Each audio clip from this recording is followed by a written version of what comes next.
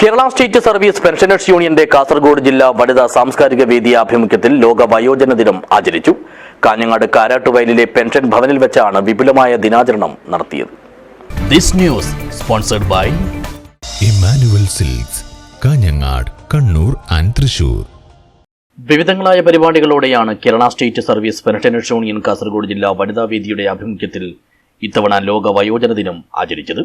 Kanhangad കാരാട്ടുവയലിലെ pension ഭവനിൽ വെച്ച് നടത്തിയ ദിനാചരണ പരിപാടി അഡ്വക്കേറ്റ് എ ശ്രീജിത്ത് ഉദ്ഘാടനം ചെയ്തു.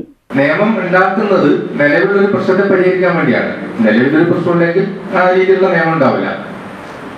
നിയമനിർമ്മാണത്തിന്റെ 200 വർഷത്തെ ചരിത്രമുണ്ട്, അതിനെക്കുറിച്ച് പോകുന്നില്ല. പക്ഷെ ഞാൻ പറഞ്ഞത് ചുരുക്കത്തേ ഉള്ളൂ, ഓരോ നിയമങ്ങളും നയങ്ങളും ഉണ്ടാക്കുന്നത് അതത് കാലത്തെ പ്രശ്നങ്ങൾ അഡ്രസ് ചെയ്യാനാണ്. 1880-കളിൽ നിയമം ഉണ്ടാക്കുമ്പോഴുണ്ടായിരുന്ന വിഷയമല്ല ഇന്ന്.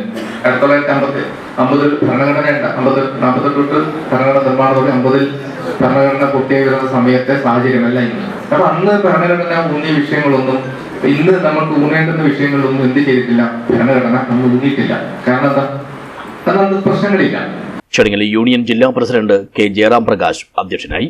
സംസ്ഥാന vice president P C Prasanna, സംസ്ഥാന കമ്മിറ്റി അംഗം കെ സുജാതൻ, ജില്ലാ സെക്രട്ടറി പി കുഞ്ഞമ്പു നായർ എന്നിവർ സംസാരിച്ചു. സാംസ്കാരിക വേദി ജില്ലാ കൺവീനർ പി രാമചന്ദ്രൻ മാസ്റ്റർ സ്വാഗതവും ജോയിന്റ് കൺവീനർ യു രവിചന്ദ്രൻ നന്ദിയും പറഞ്ഞു. തുടർന്ന് വയോജന സംരക്ഷണ നിയമനിർമ്മാണം, വയോജന കമ്മീഷൻ രൂപീകരണം, വയോജന നയം പ്രഖ്യാപിക്കുന്നതിനുള്ള നടപടികൾ ആരംഭിച്ചിട്ടുള്ള സാഹചര്യം, കേരളത്തിൽ നടന്നുവരുന്ന വയോജന സംരക്ഷണ പ്രവർത്തനങ്ങൾ എന്നിവയെക്കുറിച്ചുള്ള ചർച്ചകളും ബോധവൽക്കരണവും നടന്നു. News bureau, Kanhangad.